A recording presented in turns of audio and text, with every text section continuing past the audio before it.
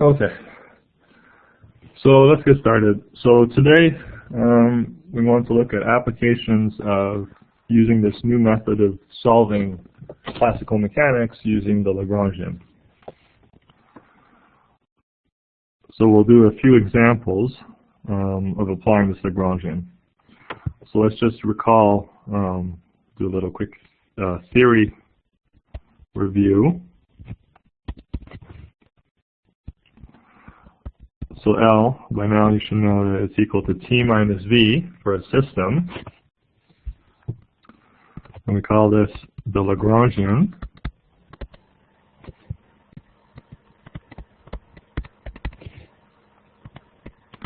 And we typically want to express it in generalized coordinate.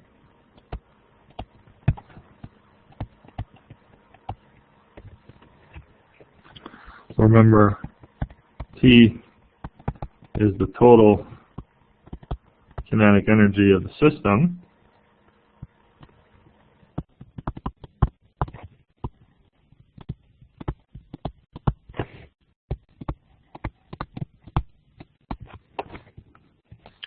And V is the total potential energy of the system.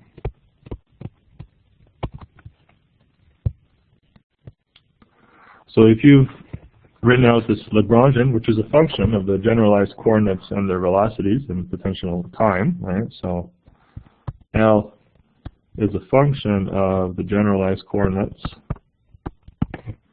generalized velocities, and time. So if you've written that out, the equations of motion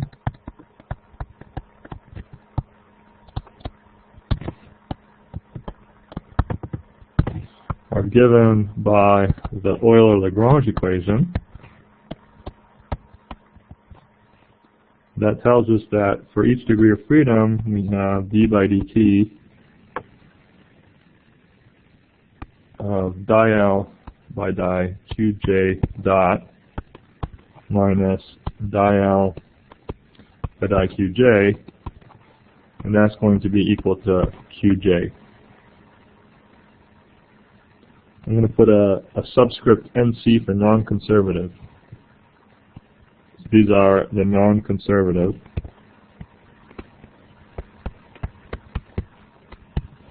We also introduced the term non-monogenic.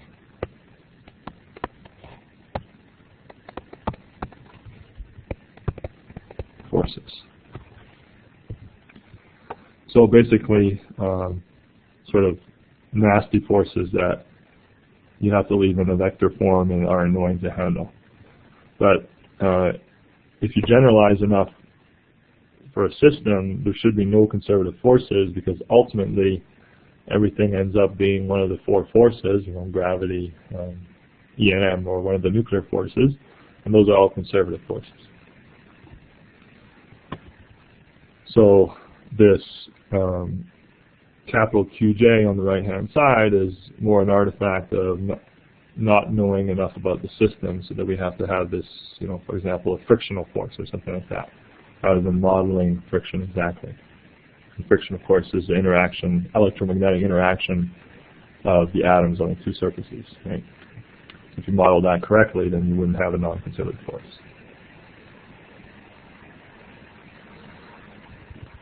So this is equal to 0 often,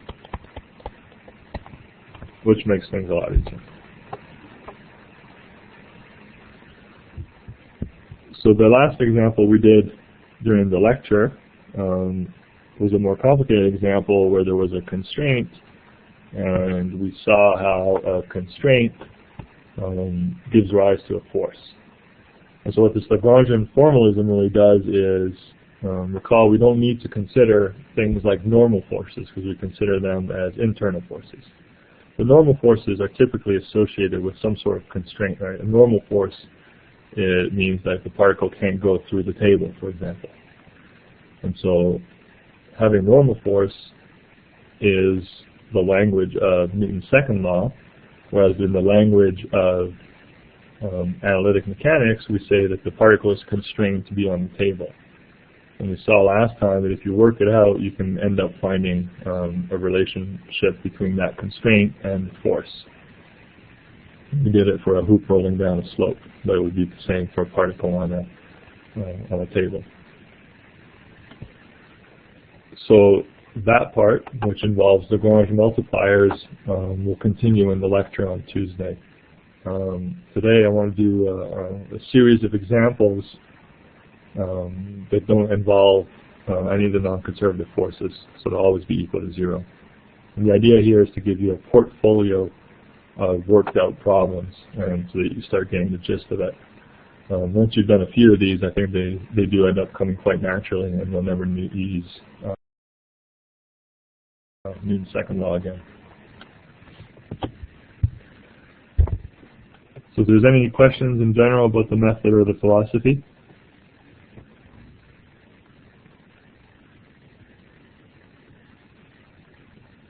Alright, so I'm just going to do a few examples. The first example I'm going to do is not actually in the Chapter 4 problem set, but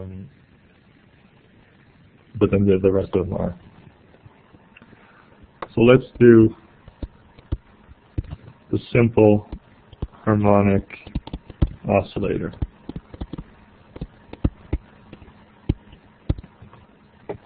Using this new method of analytic mechanics and the Lagrangians. So the simple harmonic oscillator, we have a wall and a ground, some sort of spring, and a mass m that can slide without friction. The spring itself has a spring constant k and an unstretched length or uncompressed length of L.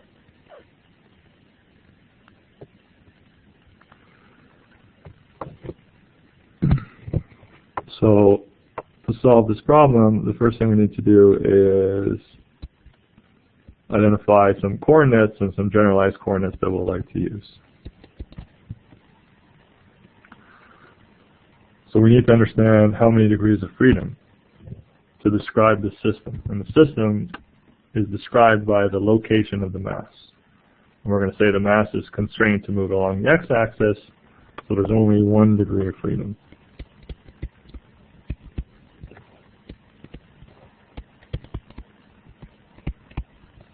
And so we'll choose x. So that is always step 1. Figure out how many degrees of freedom and choose your generalized coordinates.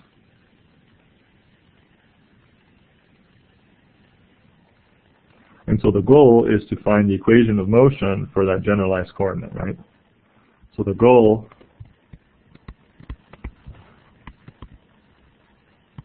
is to find out what the function x of t is, or find out a differential equation that gives us that function.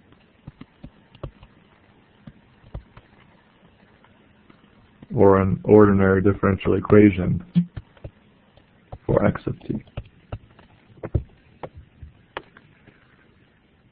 Now I can look at this system, because I've done it a million times, and I can tell you that the differential equation of motion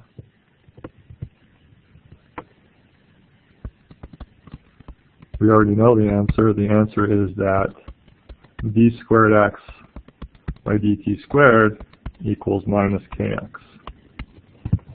Right, and the solution to that differential equation is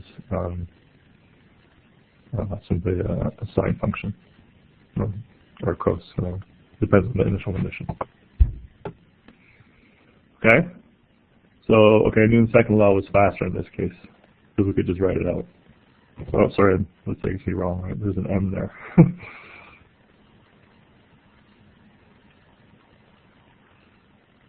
Alright, so let's do it with the Lagrangian method. So in the Lagrangian method, we need t and v so we can get t minus v. Alright? So t is always easy to write out in Cartesian coordinates.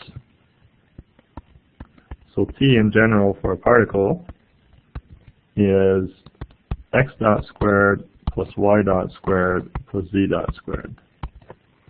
So the Cartesian coordinates, the half mv squared, the v squared easily breaks out independently into the x, y, and z components. That's why it's always easy to do in Cartesian coordinates. So in this case, both y and z are 0, and our generalized coordinate is x. So it's already in terms of our generalized coordinate. So the kinetic energy is a half m x dot squared. What about the potential energy?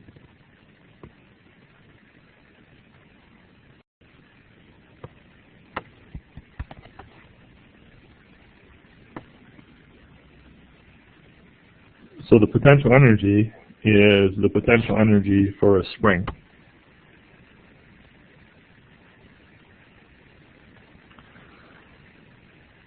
So if a spring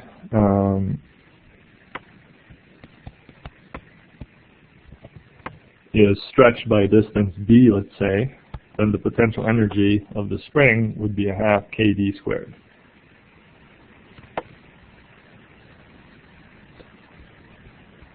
Right, so we have the distance d away from the equilibrium position.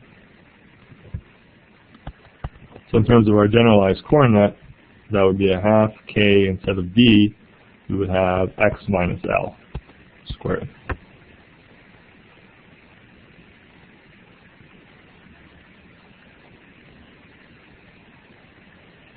Right, potential energy for a spring. So L is T minus V. It's a half m x dot squared minus a half k x minus L squared.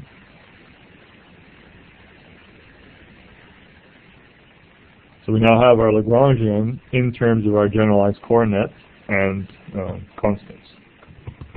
So we can proceed with finding the equation of motion. Remember, the equation of motion is given by the Euler-Lagrange equation, which would be d by dt of di-L by di-x dot minus di-L by di-x equals to 0. So we need di-L by di-x dot. So there's only one x dot in L. And so di-L by di-x dot is simply mx dot. Right? Di by di-x dot over half x dot squared. And what we really need is d by dt of that. So d by dt of mx dot, since x is m is a constant, this gives us mx double dot, which remember just means m d squared x by dt squared.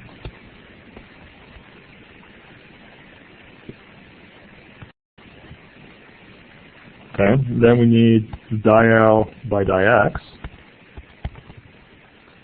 So di-L by di-x, the only term that has an x in it is the minus a half k x minus L squared.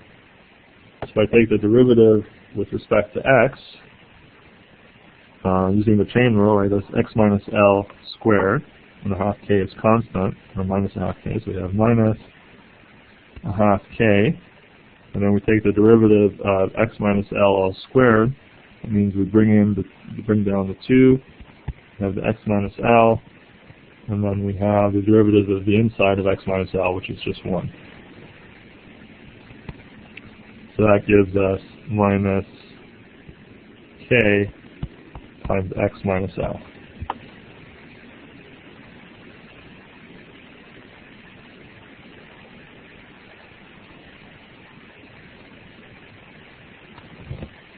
So putting that all into the Lagrange equation, into Euler-Lagrange equation, the first term is this mx double dot.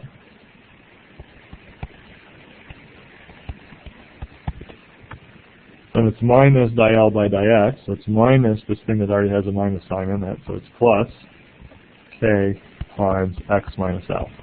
And that's got to equal to 0. And so we end up with x double dot equal to minus k over m times x minus l.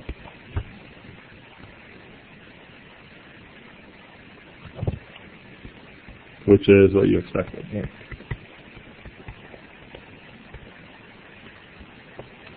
In my original plan, I should have had a minus L there. Right, because it's the stretch of the spring, not the... and I set the origin not where the particle is at rest, but I've set the origin at the other side of the spring. Any questions about that?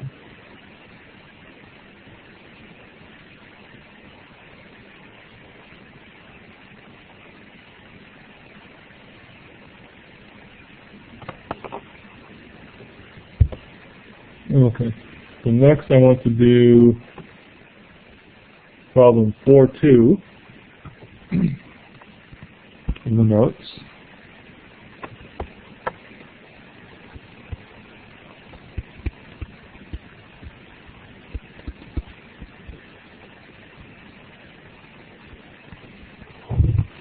So problem 4.2, so we've done the simple harmonic oscillator, now let's do the simple pendulum.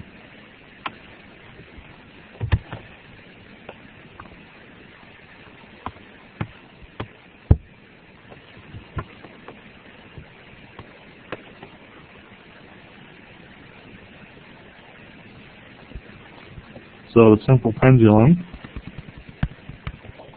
we have a massless rod of length L, and we have a bob of mass lowercase m at the bottom. So we want to find the equation of our simple pendulum. And so this is a simple pendulum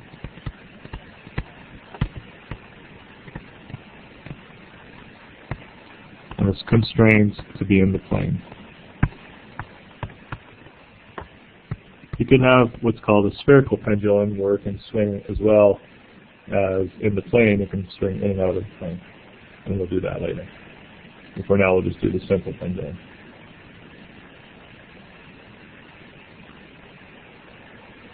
So why don't I give you 5 minutes to write out, to choose a generalized coordinate, or figure out how many generalized coordinates you need, and then write out the kinetic and potential energies in terms of those generalized coordinates, and then we'll proceed from there. Okay, so let me give you 5 minutes to find C and D.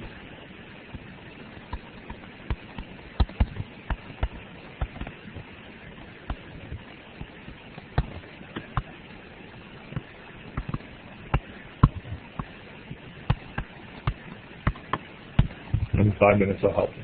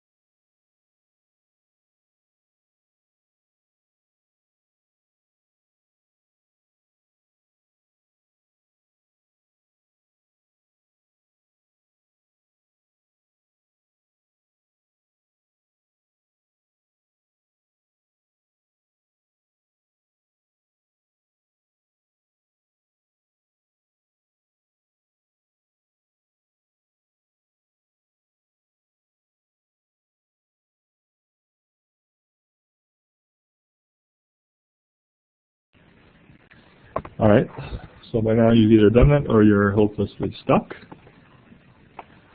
So the kinetic and potential energies for a simple pendulum. So step 1 is to figure out the number of degrees of freedom and to choose those generalized coordinates. So I only need one number to describe this pendulum because it's a pendulum that's constrained in the plane, and if I introduce a coordinate system,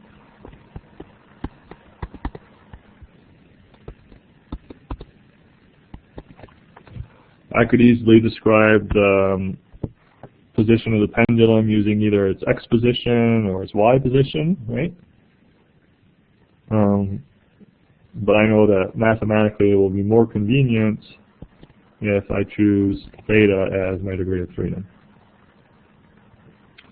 So there's 1 degree of freedom, and I choose theta.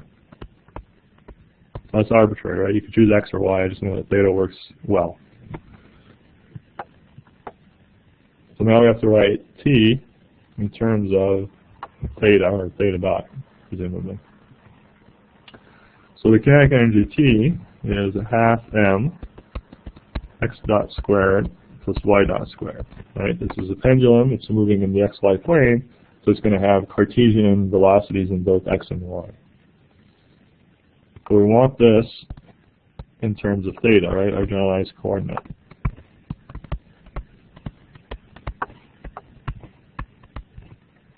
So to do that, we have to write what x and y are in terms of theta. If I look at my diagram, the x position of the pendulum is given by L sine theta. And so x dot, so if I do d by dt of that, L is a constant, right? So it's d by dt of sine theta. Remember, this is the total derivative. So theta is a function of time, so I have to apply the chain rule. So if I do d by dt of sine theta of t, right, then I get cos theta of t d theta by dt, which we call theta dot. Again, looking at my diagram, y is going to be minus L cos theta. Again, if I take the time derivative of y, I'm going to have L. So the derivative of cos is minus sine, so the minus sign will drop, and I have sine theta, theta dot.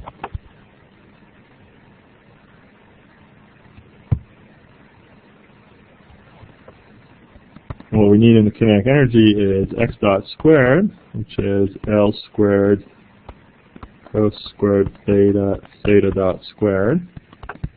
And we need y dot squared, which is L squared sine squared theta, theta dot squared. So when I do x dot squared plus y dot squared, so t is a half m x dot squared, which is L squared cos squared theta, theta dot squared, plus L squared sine squared theta, theta dot squared. I can factor out the L squared and the theta dot squared, and then I'm left with cos squared plus sine squared, which is equal to 1. So the kinetic energy reduces to a half m L squared theta dot squared.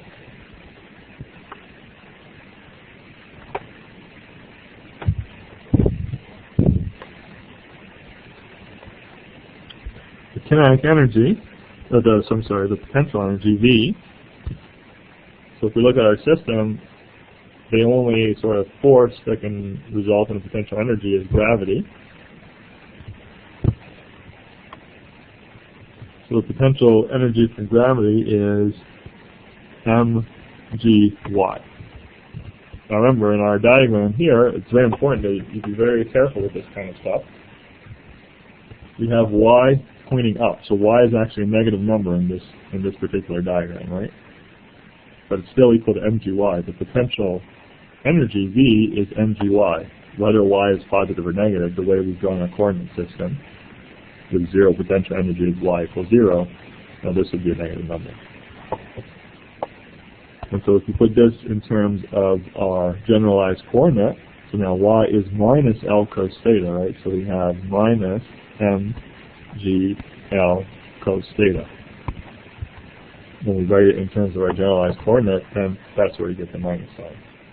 So don't be tempted to randomly put a negative sign and say V equals minus mgy. V is equal to plus mgy. It just happens that y is negative. Okay? So that was the hard part.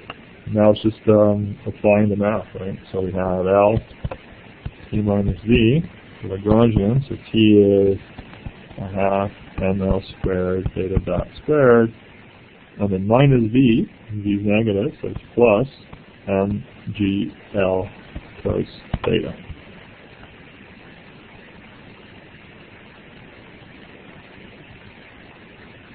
Alright, so I guess that's part A. Part B is we now use the Euler-Lagrange equation. So our generalized coordinate is theta.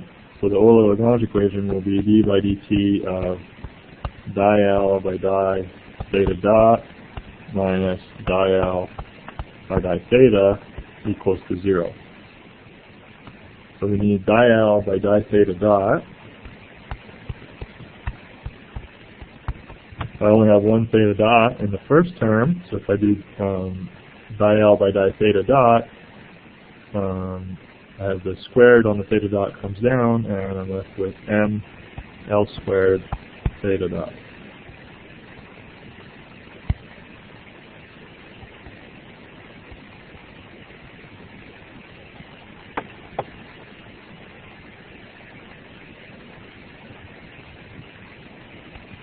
So what I need, of course, is d by dt of that.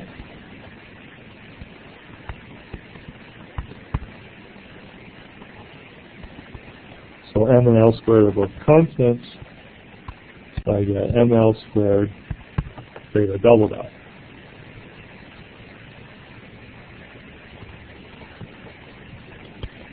Now the di L by di theta.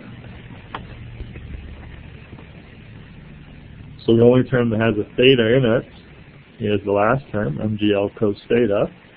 So di by di theta of that is minus mgl sine theta.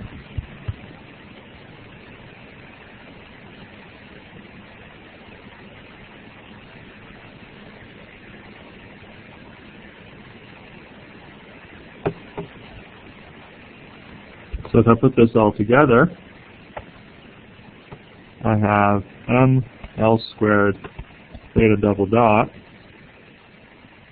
Now it's minus di L by di theta, so it's minus this minus mgl sine theta, so it's plus mgl sine theta. That's equal 0. Since it's equal to 0, let me cancel out the m's. Divide through by m. I can divide through by one of the l's. So I have L theta double dot equals minus G sine theta. And if I divide that through by L, I get theta double dot equals minus G over L sine theta. Oops.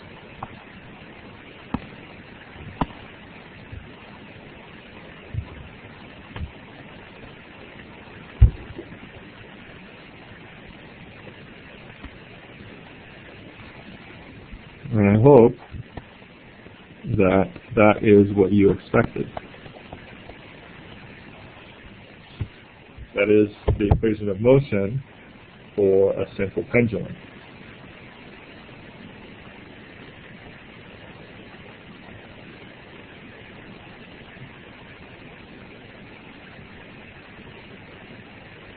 Any questions about that?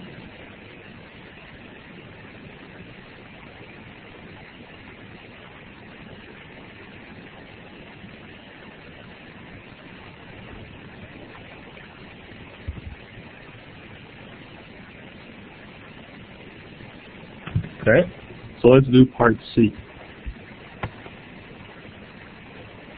And I'll let you try it out first.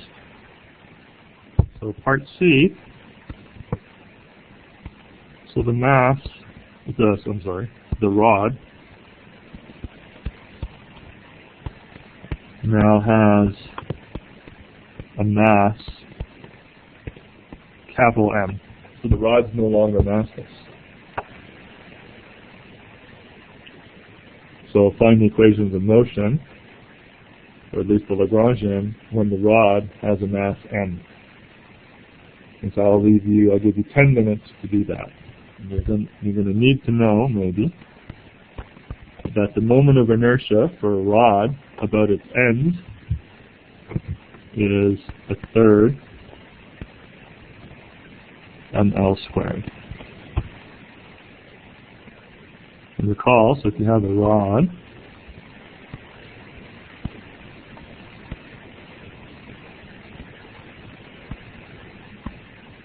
and this rod is rotating about one of its ends with an angular speed omega, the kinetic energy of the rod is a half I omega squared.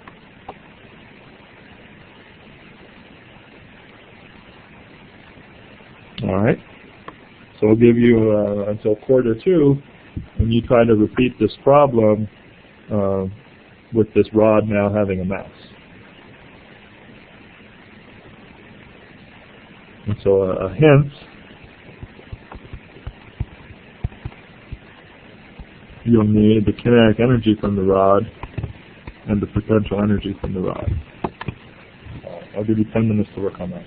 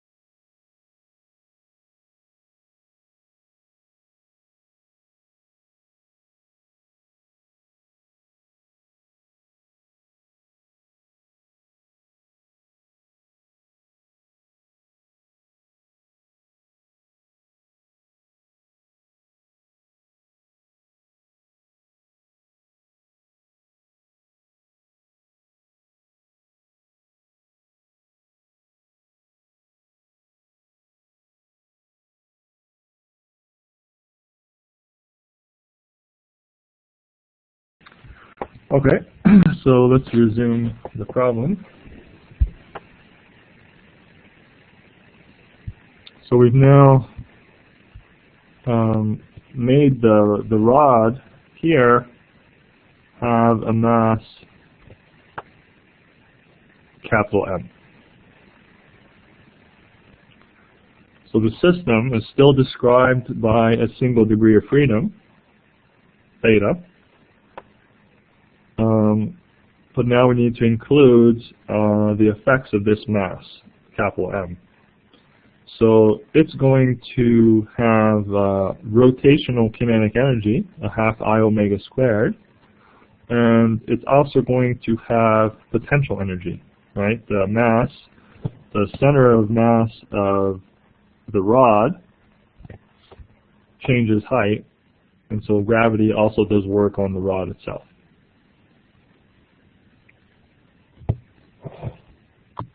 So let's start with the kinetic energy from the rod. I kind of already did that, right? That's a half I omega squared. So that's a half times I, which is a third ml squared.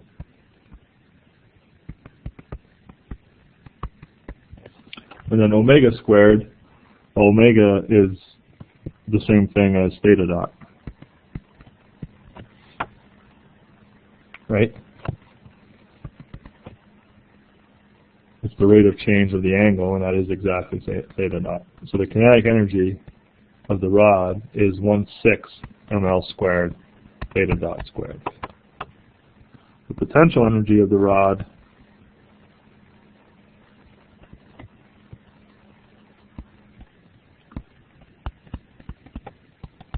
is mg times y YCM, and that's the center of mass of the rod. So the center of mass of the rod is minus L over 2 cos theta. Right? If I look at here, the y position of the mass at the end of the rod is minus L cos theta, and the center of mass of the rod is halfway down, so it's minus L over 2 cos theta. So the the potential energy of the rod is minus a half mgl cos theta. So we can now write the Lagrangian with the total kinetic energy and the total potential energy. So it's going to be equal to our initial Lagrangian.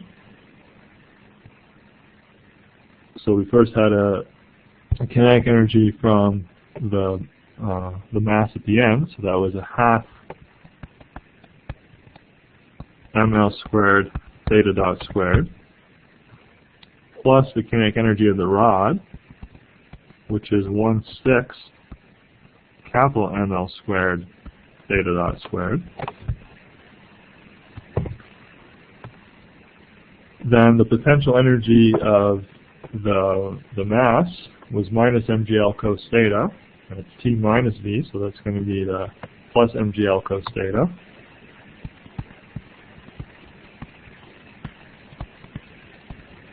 And then the kinetic energy of the rod, so it's minus V rod, so it's going to be plus a half, the potential energy of the rod is with a capital M.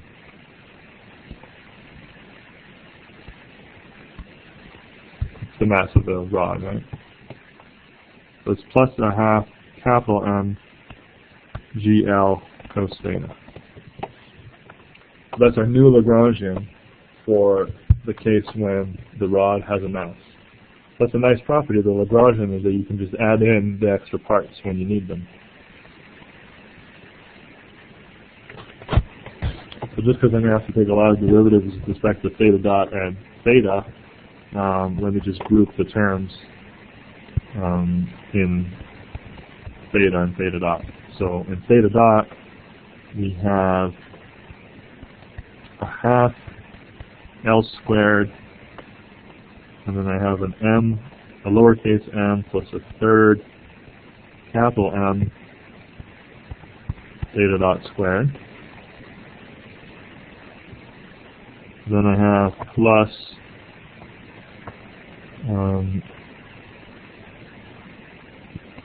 lowercase m plus a half capital M GL cos theta.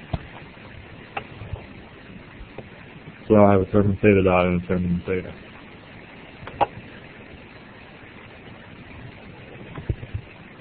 So we need di-L by di-theta dot, right, for the Euler-Lagrange equation. So di-L by di-theta dot, only the first term has theta dot, so that will give us L squared M plus a third M, capital M, theta double dot. Oh, so theta dot. And then d by dt of that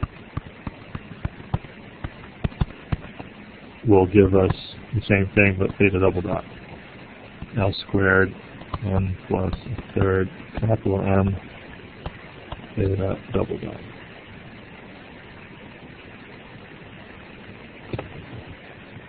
And the di-L by di-theta term, so only the last term depends on theta, the derivative of cos theta is minus sine theta, so that's going to be minus lowercase m plus a half capital M GL sine theta. So if I put this all together, I have L squared times lowercase m plus a third capital M theta double dot minus lowercase m plus a half capital M GL sine theta equals 0. That can't be made too much prettier. We can cancel an L.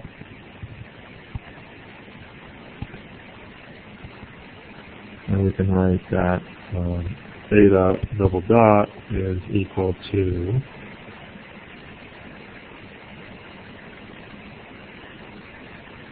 minus, oops, that's a plus in this equation here, because it's minus di L by di theta, which had a minus sign, so that was a plus.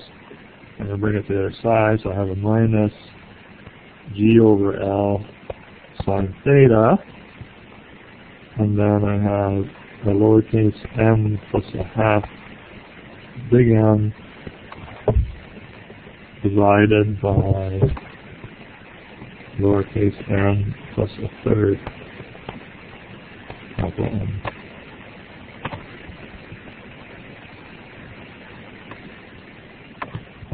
So it's almost like the simple pendulum, but it's got this extra factor at the end.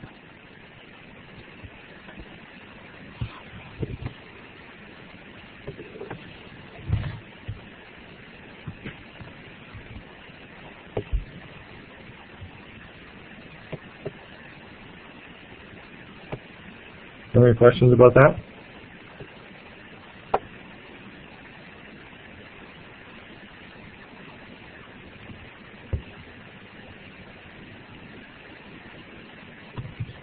Next I want to do problem 4.4.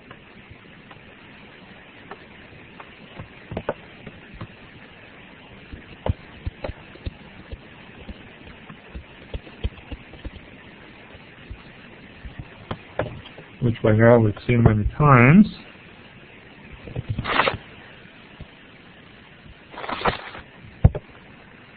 So we have a spring in the first mass, M1. So this spring has a rest length L and a spring constant K1. And then hanging from that mass, M1, is a second mass on a spring, M2. That spring has a rest length of L, which is the same, but it has a spring constant K2.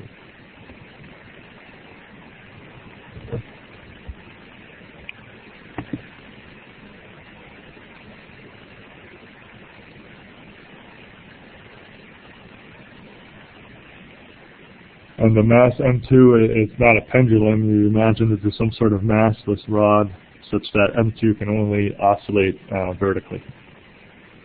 Right, it doesn't flop around.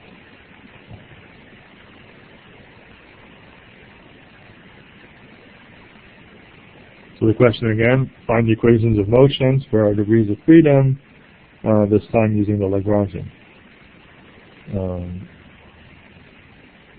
Last time we did it in the notes using D'Alembert's principle.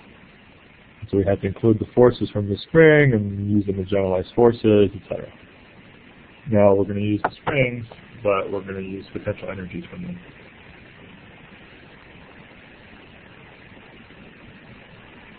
Alright, so let me give you 4 minutes until the hour to write out, to choose the degrees of freedom, and so how many degrees of freedom, what's a good choice of degrees of freedom, and write the kinetic and potential energy of the system in terms of those degrees of freedom.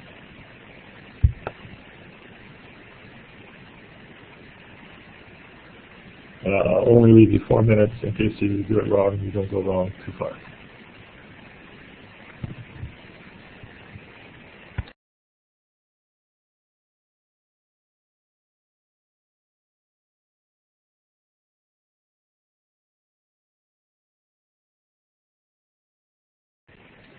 Okay, so let's work through problem 4.4. So the first thing to do is to introduce a coordinate system.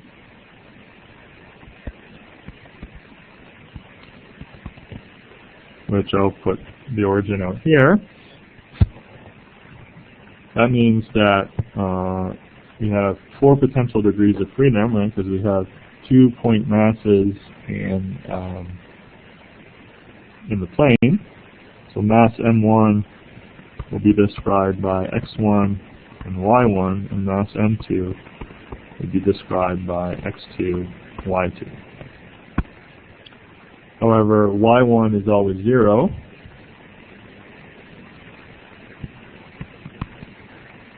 and x2 is always equal to x1. So we really only have 2 degrees of freedom.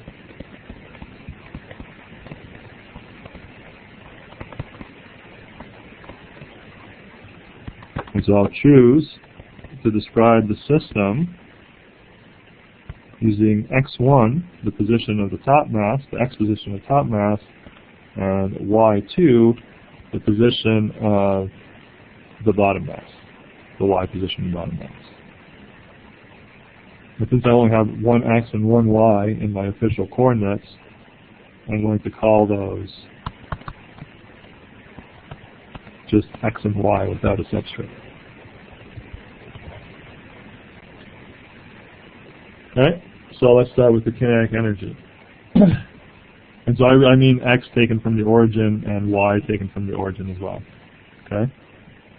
I did do this problem for you guys last week with D'Alembert's principle, and there I chose different generalized coordinates. I chose the Q1 and Q2 to be generalized coordinates about the equilibrium points, or at least about the points where the unstretched spring length. But today I'm going to choose x and y as the generalized coordinates from the origin. Because you can choose, that's why I choose whatever you want. Alright, so I'm going to choose x1 and y2, and I'll call them x and y.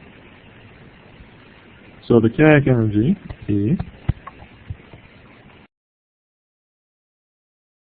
is the kinetic energy of the first block, which is a half m1, and then it's x1 dot squared plus y1 dot squared, plus the kinetic energy of the second block, which is a half m2, x2 dot squared plus y2 dot squared.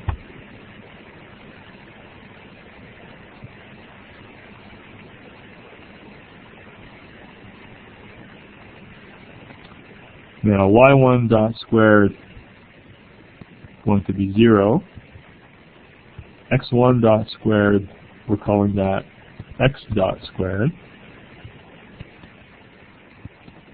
x2 dot squared is the same as x1 dot squared, and we're calling that x dot squared. And y2 dot squared is what we're calling y dot squared. So that's going to be half. So if I look at the x dot squares, they're in both sides.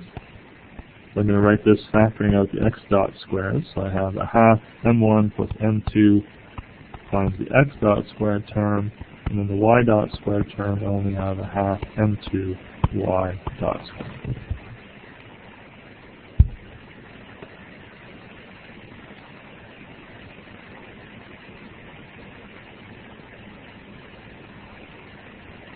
Now, potential energy.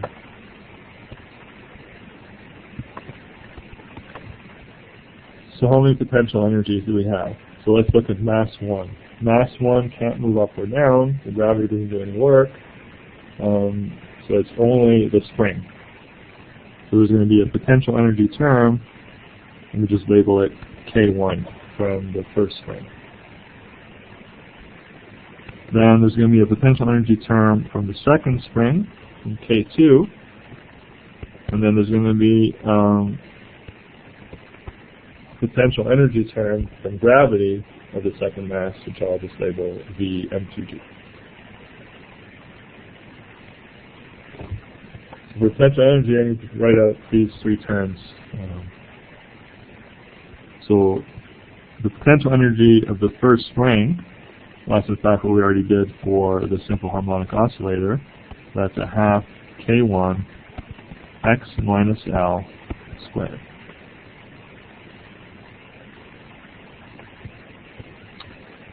The potential energy of the second spring is going to be a half K2. This is a little bit tricky now because y is positive going up, right? So if y equals 0, the spring is actually compressed by a length L. And it's only when y equals minus L that the spring is not compressed. So for that to work, I think you need a half K2y plus L squared. Just because y is in the negative direction. Or y is positive up, but that spring extends in the negative y direction. Alright, and then finally we have V, I label this M2G, so that's the potential energy of the second mass, and the second mass is at a position y, so y2, but y2 is equal to what we've been calling y, and so the potential, gravitational potential energy for mass M2 is just M2gy. And y is a negative number, but if you plugged in an actual numerical value, then you'd put in a negative number. But here, given that y-axis is pointing up, in general, the potential energy is mgy. So we have everything. So we can write out the Lagrangian, L is T minus V. So T is a half M1 plus M2 x dot squared plus a half M2 y dot squared. And then minus V, so minus a half K1 x minus L squared minus a half K2 y plus L squared and minus M2 G y.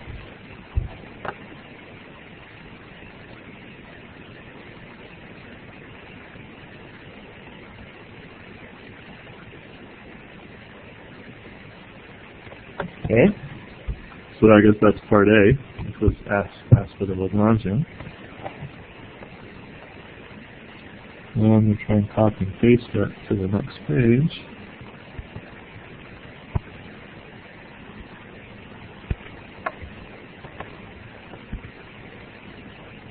Because now in part B, we use the Euler-Lagrange equations to find the equations of motion. So let me paste our Lagrangian here.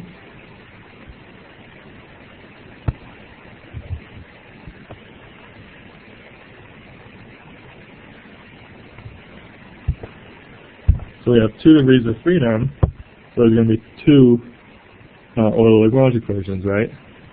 So we have to do, let's start with the Euler-Lagrange equation for x, right? That's going to be d by dt of dl by dx dot minus dl by dx equals 0. Right. So dl by dx dot. If I look at my Lagrangian, only the first term has an x dot, so dl by dx dot is going to be m1 plus m2 x dot. Right? The x dot squared, it cancels when you take the derivative, it cancels out. And so d by dt of that is, since m1 and m2 are constants, that's just m1 plus m2 x double dot. And the other term we need is dl by dx. So looking at my equation, only the term with the k1 in it has an x in it, right? So if I take the derivative of that, I get, so I have minus a half k1 out up front, which is a constant, and I do the d by dx of x minus L squared, so that brings out a 2, and x minus L, and then the derivative of x minus L, which is just 1. So dl by dx, if I cancel out the 2's, is minus k1 times x minus L, which is what we had for the simple harmonic oscillator.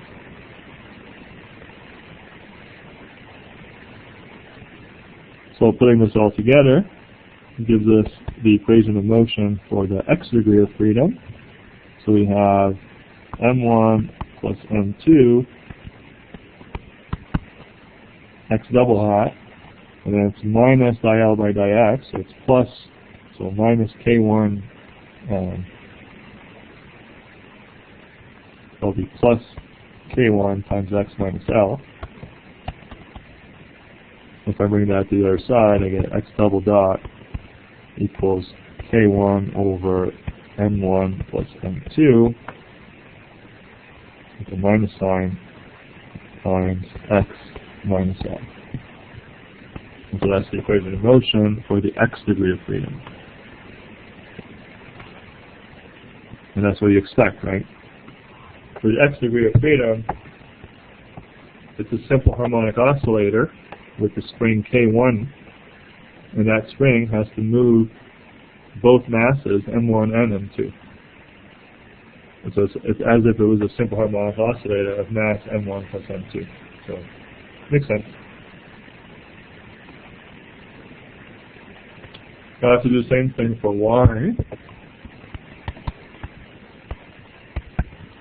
So we're going to need di-L by di-Y dot.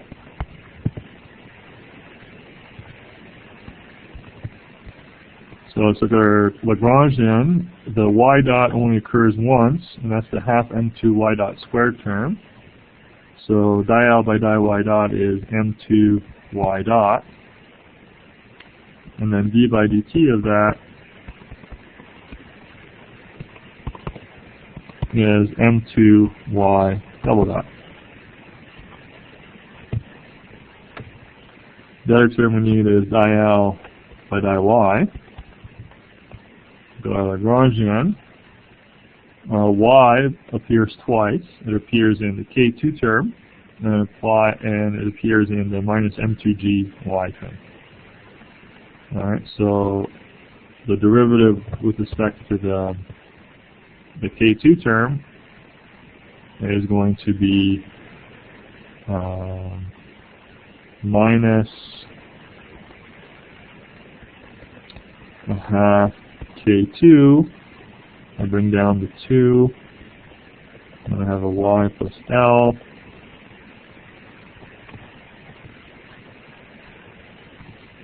the derivative of y plus L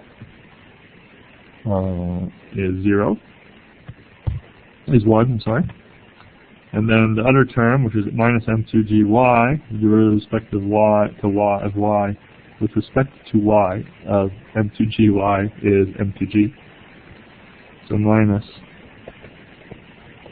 m2g. So putting that all together, I have m2y double dot minus di-L by di-Y, so plus these two terms since they're both negative. So it's plus K2 times y plus L plus m2g equals 0. And I can isolate that for y double dot. So I get y double dot is equal to minus K2 over M2 times y plus L minus G.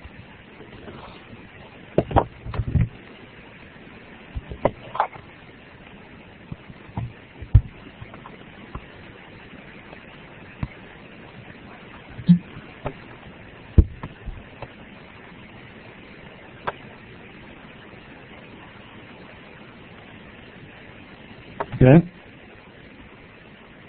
Any questions?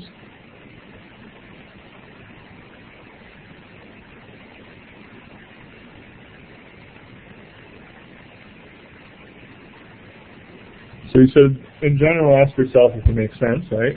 So the answer should have the correct units, for example, which it does. And then you could see if it makes sense, right? So for y double dot, if K2 is 0, so if there's no spring, then the acceleration y double dot is minus g. If that makes sense, right? If there's no spring to hold mass m2, it's just going to fall down with an acceleration of minus g. And then you can look at the minus k2 over m2 y plus L term, and you can plug in values of y. So when y is equal to 0 and y is equal to minus L, and you can see if it gives you a component of the y acceleration that's in the correct direction. If it doesn't, that means we did the potential energy term wrong. Alright, so don't forget to always think about your answers to see if they make sense.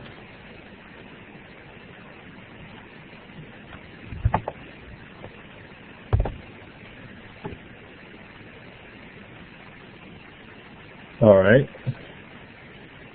I wanted to do two more problems. The first one I want to do is a bit of a doozy, so it might take up the whole rest of the lecture. We'll see. So next one I want to do is problem 4.6.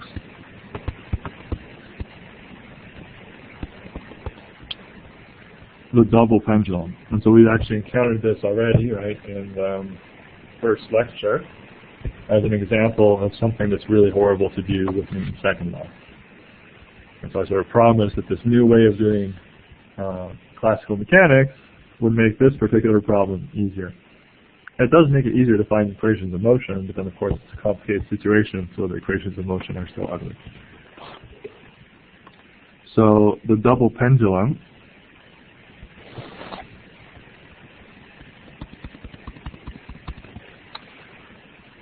we have a first massless rigid rod of length L1 with the mass M1 at the bottom of it.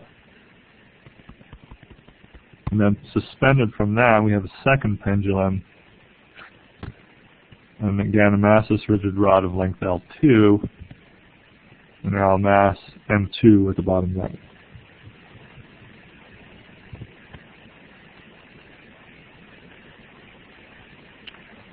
Okay, so how many degrees of freedom? So let me add that the two masses are constrained to be in the plane, so it's a simple double pendulum, not a spherical double pendulum. Okay. So then let's draw some coordinate system to get an idea of how we could possibly describe the system.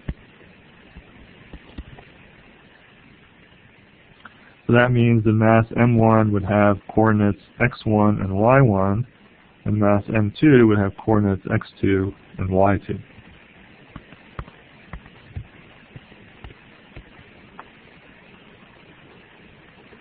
So there's 4 potential degrees of freedom, except that because of the constraints of these rods, they're related, right? Mass M1 is always a fixed distance L1 from the origin, and mass M2 is always a fixed distance L2 from M1. So there's 2 constraints, so those 4 degrees of freedom should reduce to 2. And so I can choose any pair of these coordinates, although of course if I chose x1 and y1, that would not be a smart choice of degrees of freedom because it would not fully describe the system, right? It would not be able to specify where M2 is. So you can choose x1, x2, x1, y2, y1, x2, y1, y2. Those are 4 possible choices. Yeah, that's 4 choices. But it turns out again with these pendula, that convenient mathematically degrees of freedom are angles. So let me introduce 2 angles as our 2 degrees of freedom, and we call them theta and phi. So we have 2 degrees of freedom. And so we'll choose theta and phi as illustrated on the diagram.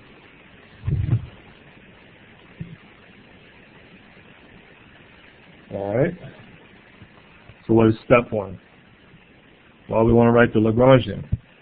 So if we want to write the Lagrangian, we need to know the kinetic energy. And if we want to know the kinetic energy, we need to know x1 dot, y1 dot, x2 dot, y2 dot in terms of theta and phi. Right? So to get T,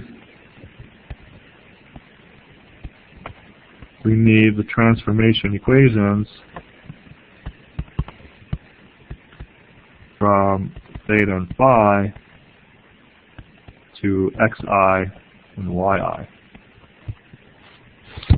This will be a little bit painful. So we have x1. Now we look at our diagram. What is x1 in terms of theta and phi? Well, I don't need phi to specify x1, so it's simply L1 sine theta. That means that x1 dot is equal to L1 as d by dt of sine theta, so it'll be cos theta theta dot. Okay. y1 is negative, right? Because the positive y is going up, so it's minus L1 cos theta. And so when I do y1 dot, derivative of cos is minus sine. So x1 should have L1, right? I'm probably going to forget to put indices on the L's as we go along, but the two L's are different. There's an L1 and L2. So derivative of cos is minus sine, so the minus will cancel, and we have L1 sine theta, theta dot. Okay, so that was easy. What about x2? Well, it's not so obvious how to express x2 in terms of theta and phi, but think of m1 as the new origin for specifying where m2 is. So the x position of m2 is going to be the x position of m1, and then plus L2 sine phi.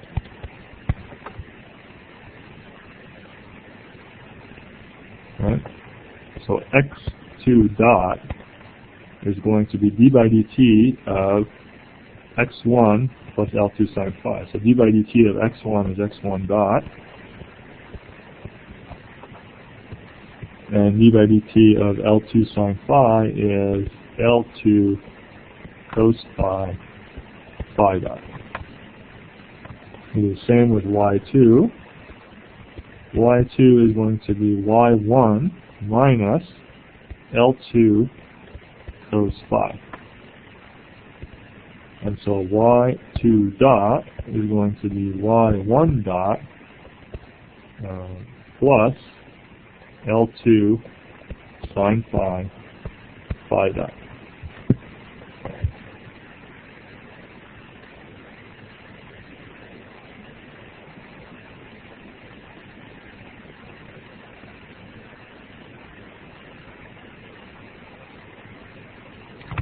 Now for the kinetic energy,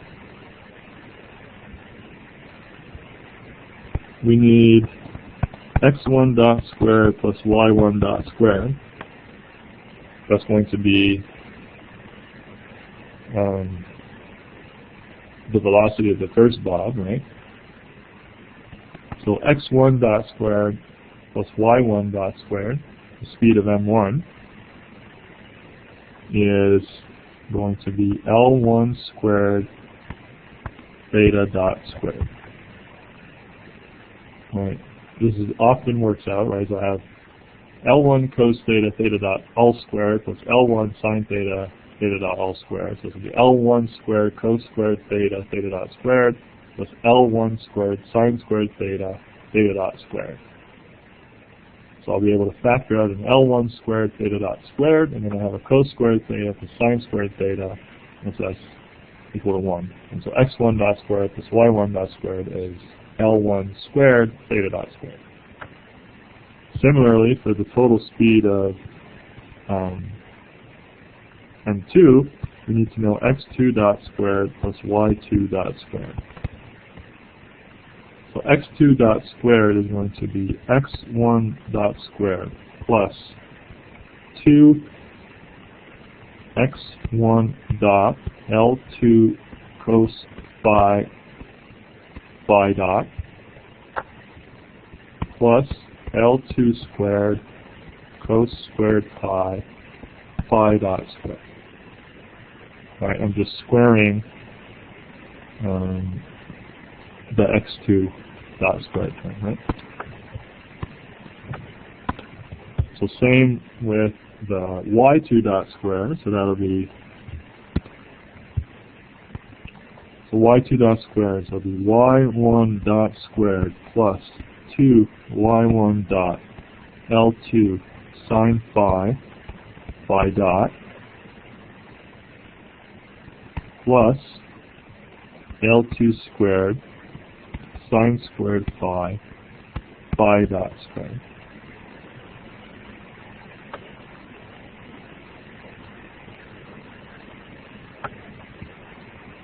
Alright.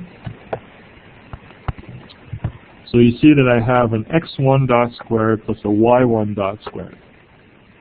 That's why I didn't substitute x1 and y1 in terms of theta, because I knew that they would come up here.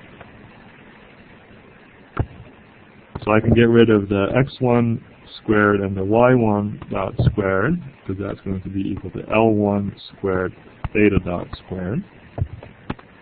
Now a similar term that comes from the phi dot squareds. Right, again I can factor out an L2 squared, and I have a cos squared plus sine squared. That's going to be plus L2 squared phi dot squared.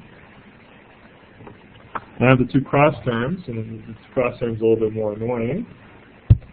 So that's going to be equal to 2.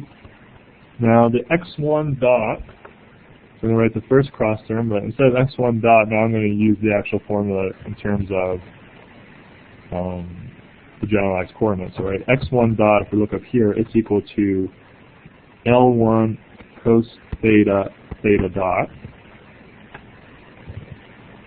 So that's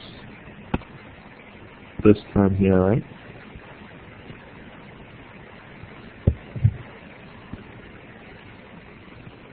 So in the rest of the term, so that was the x1 dot, then we have L2 cos phi dot.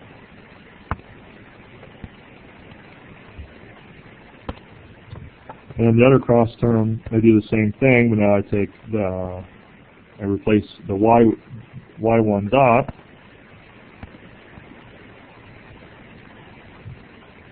So that'll be 2 L1, then it'll be sine theta dot, L2 cos phi dot.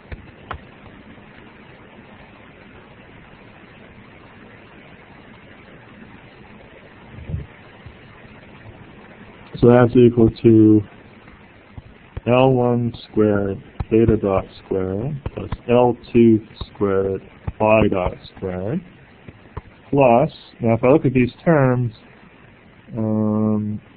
they're awfully similar to each other.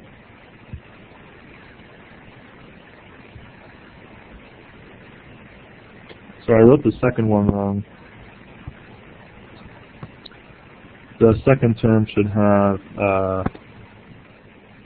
sine phi here, right?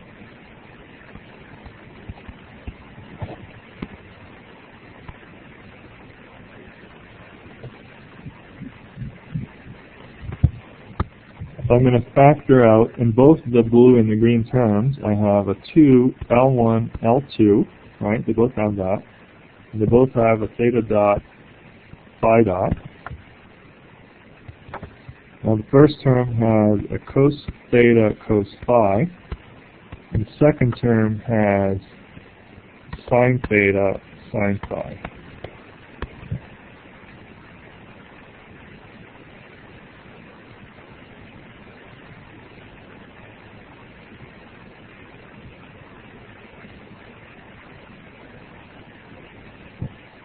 However, this is just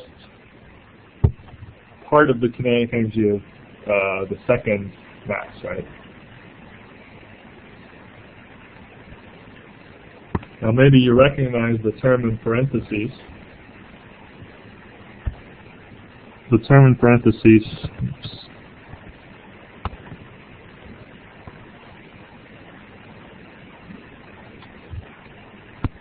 if you go look up your trig functions, that's actually cos of theta minus phi.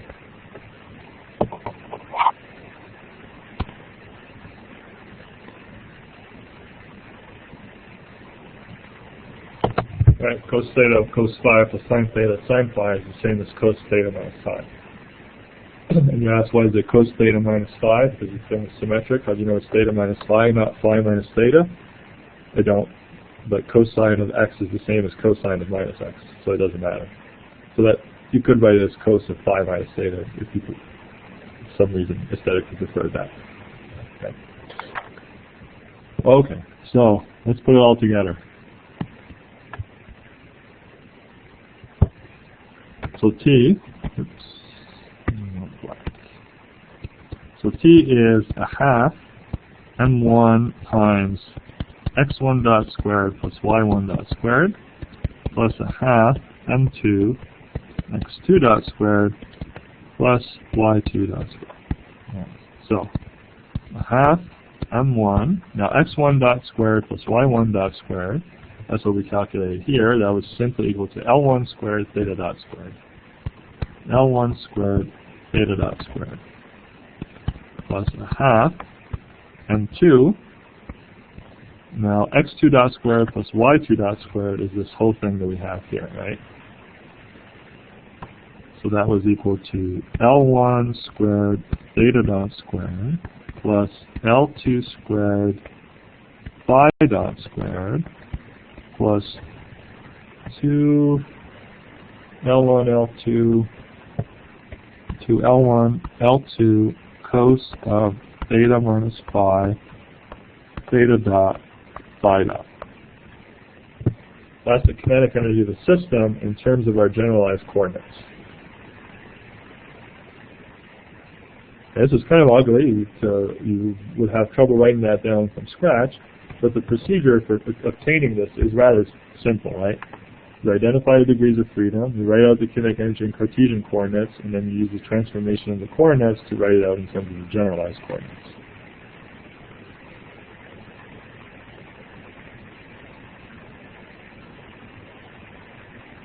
Okay? What about potential energy?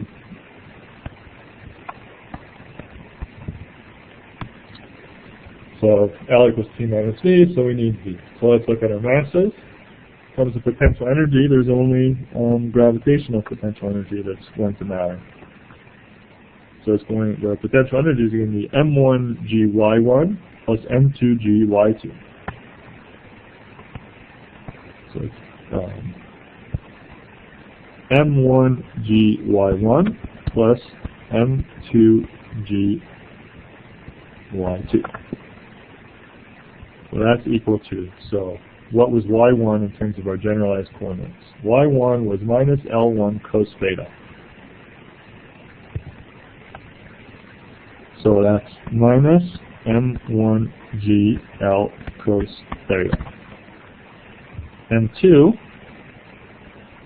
or Y2, sorry. Y2 is Y1 minus L2 cos phi.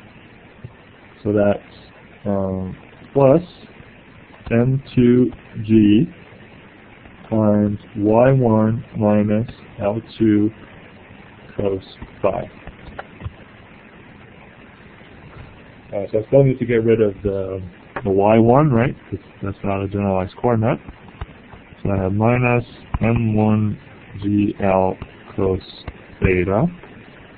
And then I'm going to have plus M2G. So Y1 is minus L1 cos theta. And then I have minus L2 cos phi.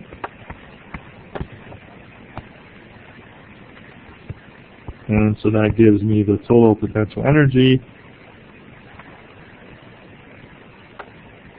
So let's write that as minus, sorry, I forgot the L1s on the Y1 terms, in the first terms. But basically, anytime you have an L with the theta, it's an L1, and then when you have an L with the phi, it's an L2. Okay, so let me factor this in terms of thetas and phis. So in terms of thetas, I have minus M1 plus M2 GL1 cos theta. And then I have minus M2 GL2 cos phi. I think that's right.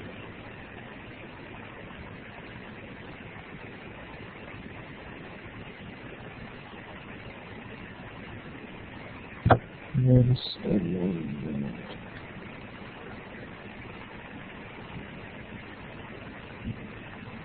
Yep, that looks right to me. Feel free to point out mistakes. I assume you guys are doing this at the same time as me. At least that's what you should do to learn the best. So now we write out the Lagrangian T minus V.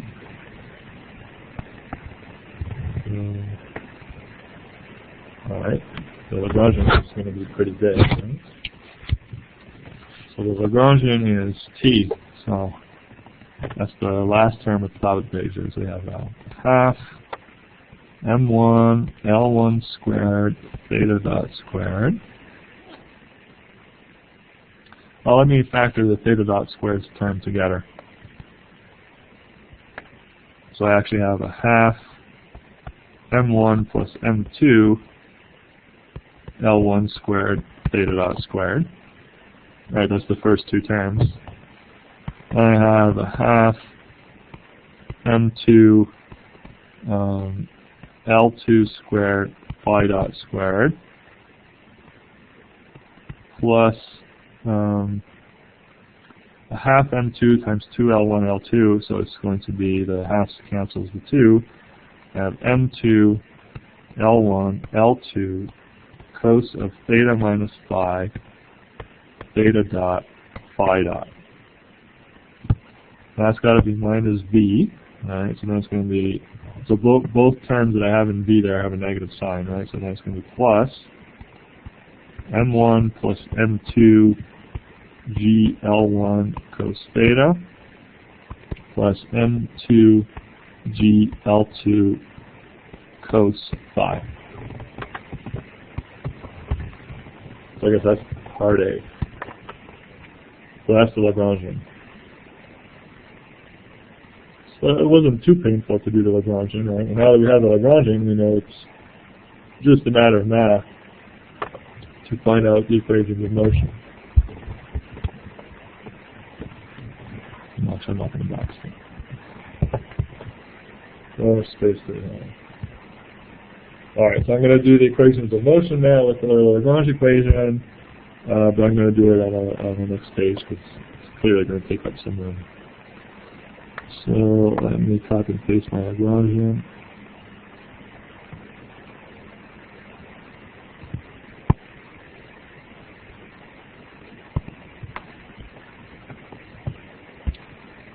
And that's the cool thing about fake paper.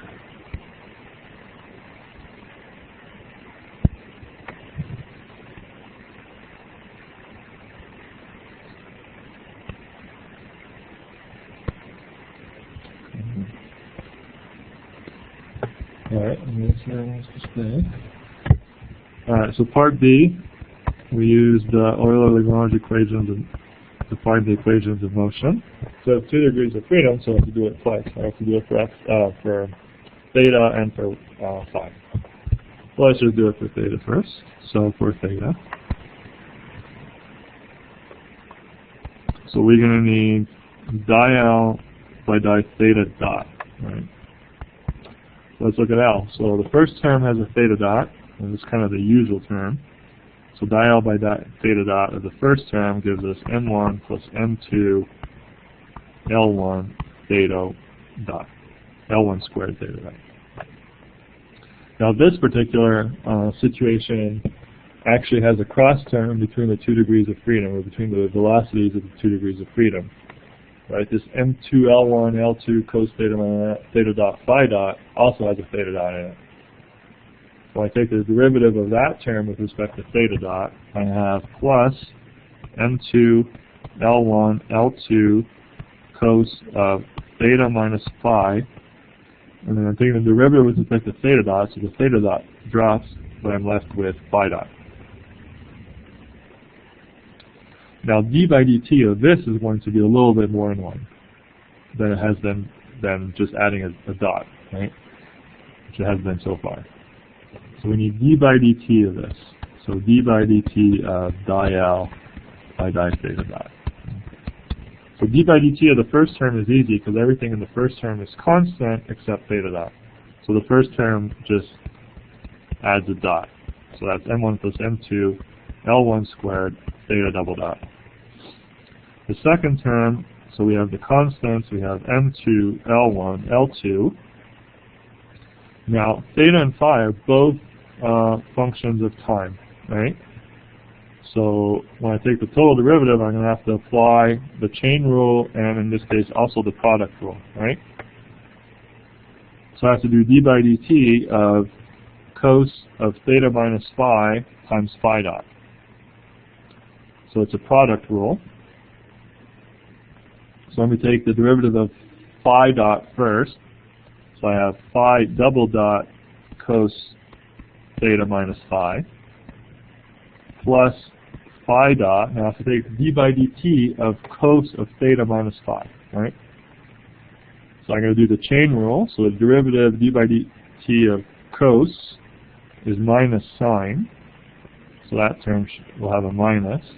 So I have minus sine of theta minus phi. And then I have d by dt of the inside of theta minus phi. So d by dt of theta minus phi is theta dot minus phi dot. Hope that's legible on the edge of the page like that. Okay?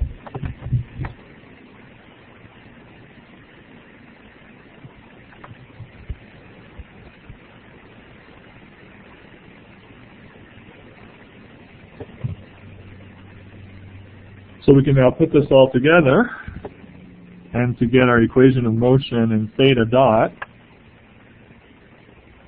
oh no, sorry, I forgot the di-L by di-theta thing. That's also an annoying one. Di-L by di-theta, right, is the second term we need for the Euler-Lagrange equation. Alright, so we have to find all the thetas. So there's a theta again in that cross term, right? So di by di theta of that cross term is going to be, so it's cos of theta minus phi. Now this is a partial derivative, right? So I don't have to do a chain rule. Or, I mean, I do have to do a chain rule, but it's not the time dependence part of it. So I have to do d by d theta of cos of theta minus phi. Alright, so I have M2, L1, L2. D by d theta of cos theta will be a minus cos minus sine of theta minus phi. Now the derivative of theta minus phi with respect to theta is just 1, right? So the chain rule just makes it 1. And then I have my theta dot phi dot at the end, which aren't thetas, so they don't. Partial derivative of theta dot phi dot with respect to theta is 0. Okay, so that's the first term. And the other place where theta appears is the kinetic energy, the potential M1 plus M2 GL1 cos theta. So again, that will give me, when I take the derivative with respect to theta, minus M1 plus M2 GL1 sine theta. So now we can put it all together. And so I have the d by dt term, which is M1 plus M2 L1 squared theta double dot plus M2 L1 L2 times phi double dot cos of theta minus phi dot sine theta minus phi times theta dot minus phi dot. Okay. All of that minus di-L by di-theta equals to 0. Or all of that equals the di-L by di-theta, right? So that's minus M2 L1 L2 sine theta minus phi theta dot phi dot minus M1 plus M2 GL1 sine theta. So that's one of our equations of motion.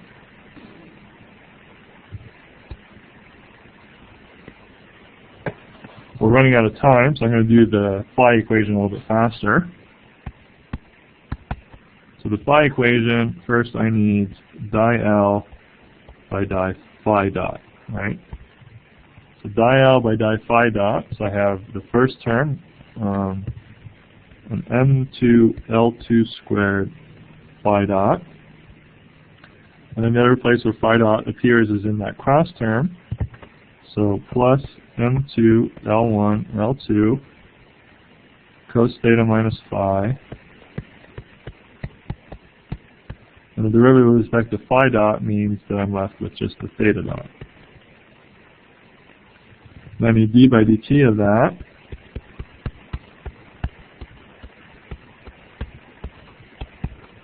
So the first term is easy, that's mL2 squared phi double dot. And the second term I have M2 L1 L2. Now I have to do d by dt of cos theta phi minus theta dot. So it's the product rule, right? I have theta and cos of phi minus theta dot, or theta dot and cos of phi minus theta minus phi. So let me do the product rule where I'll take first the derivative with respect to theta dot. So I have theta double dot cos theta minus phi plus theta dot, and the derivative of cos theta minus phi is going to be minus. So I have minus sine of theta minus phi. And then I have to do the derivative of the inside with respect to time, so that's theta dot minus phi dot.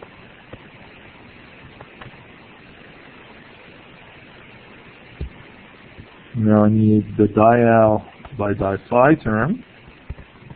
So di-L by di-phi. So phi appears in the cross term because of that cos theta minus phi. So the derivative with respect to phi of the cross term is M2 L1 L2 theta dot of phi dot, and then I have to do d by d phi of cos of theta minus phi. So that'll give us a minus sine of theta minus phi times now the chain rule. So the derivative of theta minus phi with respect to phi is minus 1.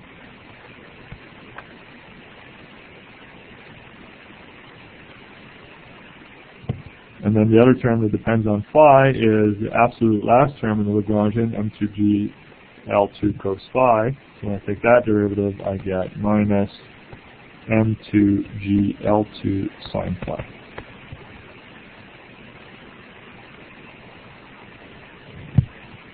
So putting it all together, if I'm going to write it such that d by dt of di-L by di-phi dot equals di-L by di-phi, rather than d by dt of di-L by di-phi dot minus di-L by di-phi equals 0.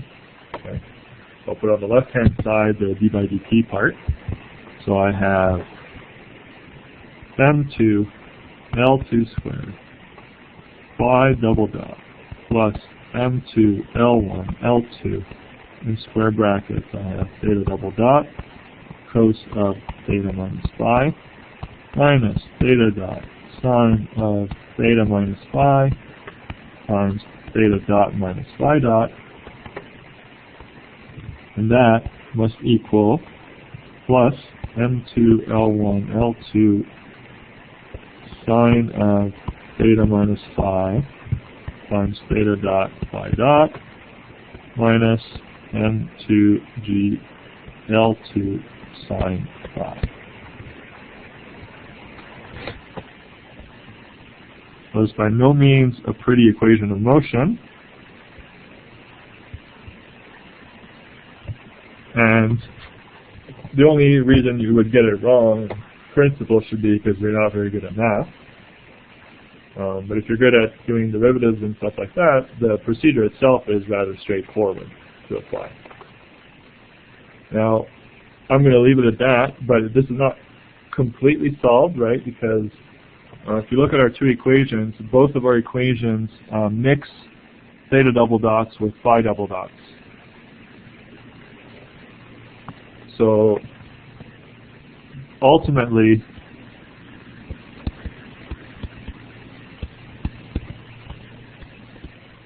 you want to write something like theta dot equals and phi double dot equals something.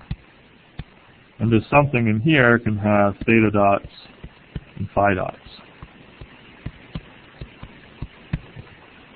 but no phi double dots or theta double dots.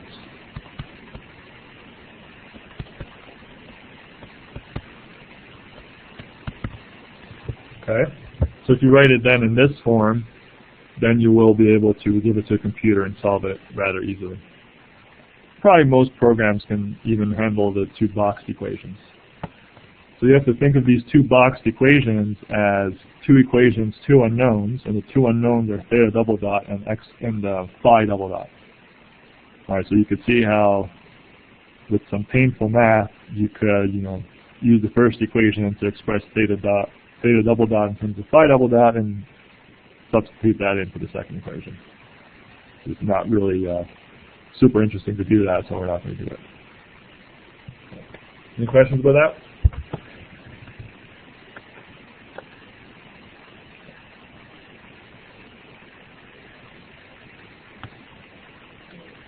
All right, so if there's no questions, thanks everyone, and we'll talk again on Tuesday where we'll resume the lecture. And then next Thursday, I will assign an assignment that covers sort of the material that we did in this tutorial, and we'll do some more tutorial questions next Thursday as well. Thanks.